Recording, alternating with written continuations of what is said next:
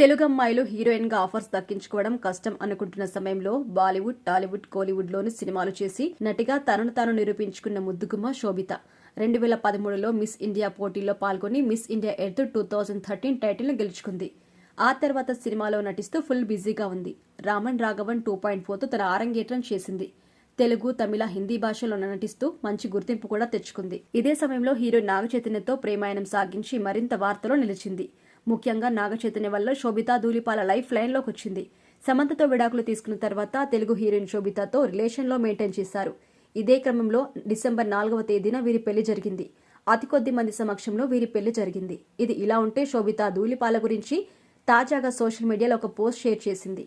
శోభిత ఒక good news ప్రకటించింది. తాను నటించిన మంకీ మ్యాన్ బాస్టా ఆమోదం పొందడంతో పాటు రాటెన్ టొమాటోస్ బెస్ట్ రివ్యూడ్ మూవీగా అగ్రస్థానంలో నిలిచినట్టుగా తెలిపింది. బ్రిటిష్ దర్శకుడు, నిర్మాత దేవ్ పటేల్ అవార్డు అందుకున్నట్టుగా తెలిపింది. నేను కలలు కంటున్నానా అనిపిస్తుంది. 2024 బాస్టా నామినేషన్లో యాక్షన్ అడ్వెంచర్ ఫిల్మ్ గా మంకీ మ్యాన్ నిలిచిందని తెలిపింది. ఇక శోభిత కెరీర్ విషయానికొస్తే తెలుగు అమ్మాయిలు హీరోయిన్ గా ఆఫర్స్ దక్కించుకోవడం కష్టం అనుకుంటున్న సమయంలో బాలీవుడ్, టాలీవుడ్, కోలీవుడ్లోని సినిమాలు చేసి నటిగా తనను తాను నిరూపించుకుంది. 2013లో మిస్ ఇండియా పోటీలో పాల్గొని మిస్ ఇండియా ఎర్త్ 2013 టైటిల్ కూడా గెలుచుకుంది.